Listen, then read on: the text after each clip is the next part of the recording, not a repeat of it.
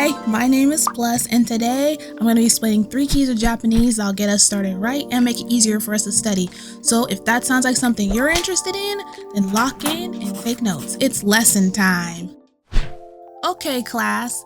So I prepared a simple self-introduction to tell you more about myself, and there are 2 things I need you to do.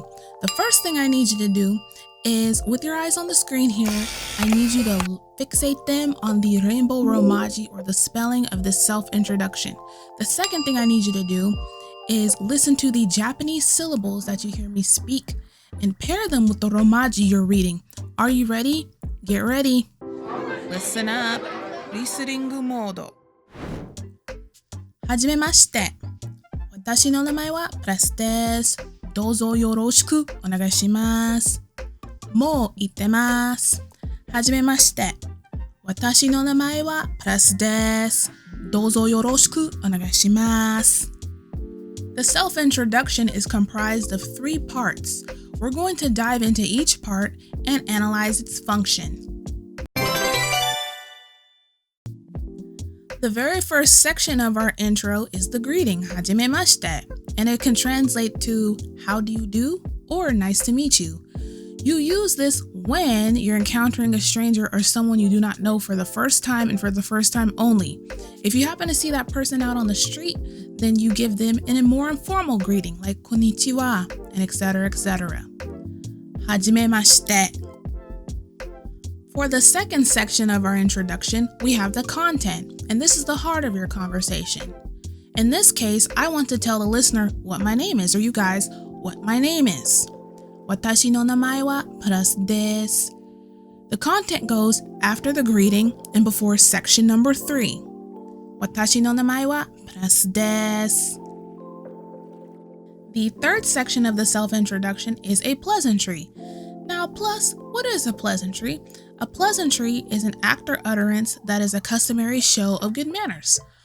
When do you use this? You use this at the end of an introduction or to make a request of somebody. This translates to pleased to meet you or thank you in advance. どうぞよろしくお願いします. We've now learned 3 parts of a self-introduction. Now let's turn it into a something burger. So for the top bun, we have the greeting. はじめまして. How do you do? For part number 2, or the contents in the middle with the bacon and the cheese and the miho, that sounds good right about now, is my name. 私の名前はプラスです. My name is Plus.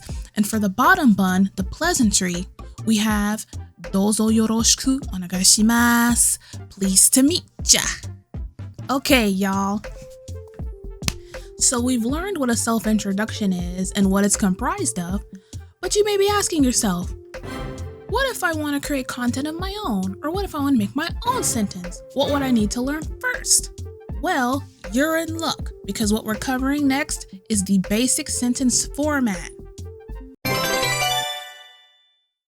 Alright, y'all, so now we're about to get into the nitty-gritty of things. So, a basic or simple Japanese sentence structure follows the syntax structure of subject, object, and verb. Now, you may be thinking, what does syntax mean? Syntax is the set of rules that govern the structure of sentences. So for Japanese, it is SOV, or subject, object, verb. And in comparison, for English, it is subject, verb, object. In my sentence here, following the syntax structure of subject, object, and verb, we have 4 parts of speech. We have the topic, the particle, the subject, and the copula. Starting off with the topic here, we have 私の名前, my name. It is the first of 2 subsections of the subject section. Now, a topic is a general theme or focus of a discussion. The topic here is my name. 私の名前. The second subsection of the subject section of Article 7 is the particle. Now here the particle is wa, and a particle is a function word. It is also a topic marker. Wa is a topic marker. And what it's doing here is it's marking my name as the topic of discussion. My name is equal to the topic. Wa. For the subject, we have the topic and the particle working together.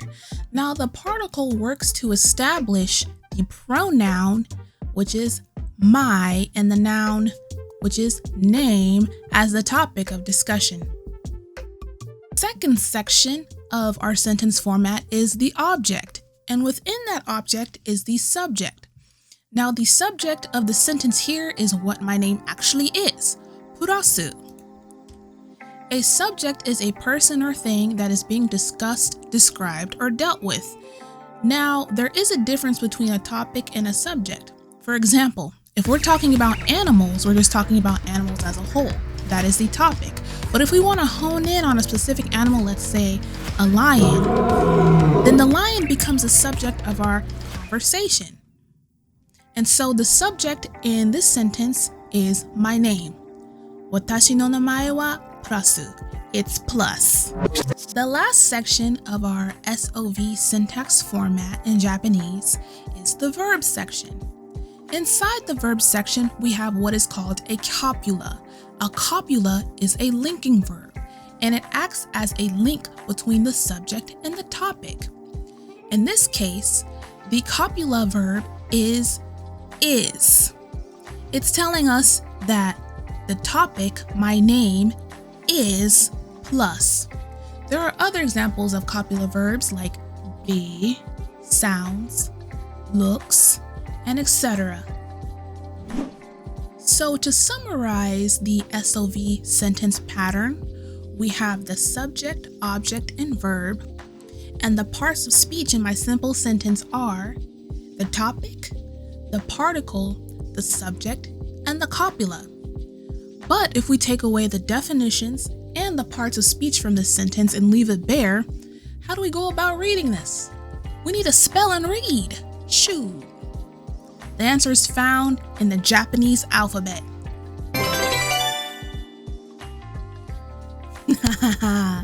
Alright, y'all, so this is my favorite part. I love learning about the Japanese alphabet, or also known as the Japanese writing system. Now, this system has 3 scripts. A script is a language's written symbols, and here I've organized them based on convenience and ease on what we should learn first, but it also doubles as a ranking in difficulty. So let's start with our first script, hiragana. I implore you, I encourage you, I plead with you. Learn hiragana first. Hiragana means ordinary or simple script, and make sure you star this next point. It is used for native Japanese spelling. I'll say it again. It's used for native Japanese spelling. And the reason why you want to learn this first is because this script is the foundation or the basis of all spelling and sounds in the Japanese language. So learn hiragana first. You won't regret it. Now let's move on to the second script, katakana. The second script that would benefit us the most after learning hiragana is katakana. Katakana, its name means fragmentary kana. It's named this because the script itself is made up of different parts of complex kanji. It's also used to transcribe foreign words into Japanese phonetics, also known as loanwords. An example of this is chocolate. In English, it's spelled chocolate. But if we try to transcribe that over in Japanese, there is no L sound there. So using the Japanese alphabet, they imitate the lit in chocolate by using R and T. Chocoretto, chocolate. Chocoretto. The last, but certainly not the very least script out of our 3 scripts is King Kanji. Now, kanji itself means Chinese character. Its purpose is to represent sounds or pictures and meanings. Kanji has 2 readings. It has the Chinese, its origin, onyomi, and it has Japanese reading, or the new native kunyomi reading. To summarize the 3 scripts in the Japanese alphabet, we have our sentence laid out here. The kanji are in red, and they are the Chinese script. The hiragana are in pink, and they are the simple script. And the katakana are in purple, the fragmentary script. Okay, class, it's time to wrap this lesson up in a pretty bow and summarize what we've learned today. So what have we learned today? We've learned how to craft a self-introduction using a greeting, the content, and the pleasantry. We then looked and analyzed a sentence for basic sentence format in Japanese, which is SOV, or subject, object, and verb.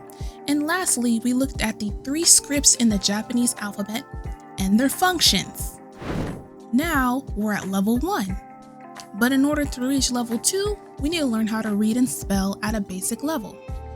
And I have some good news for you, straight from the source. John 3:16.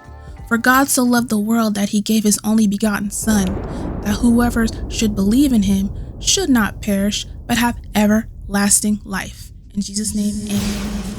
If you want to learn more Japanese from me as your Japanese teacher, make sure to subscribe to the class and give that like button another love tap. I bless you all in Jesus' name. Become a plus in someone's life. And I'll see you in the next one. Mata ne! Bye! Thanks for watching.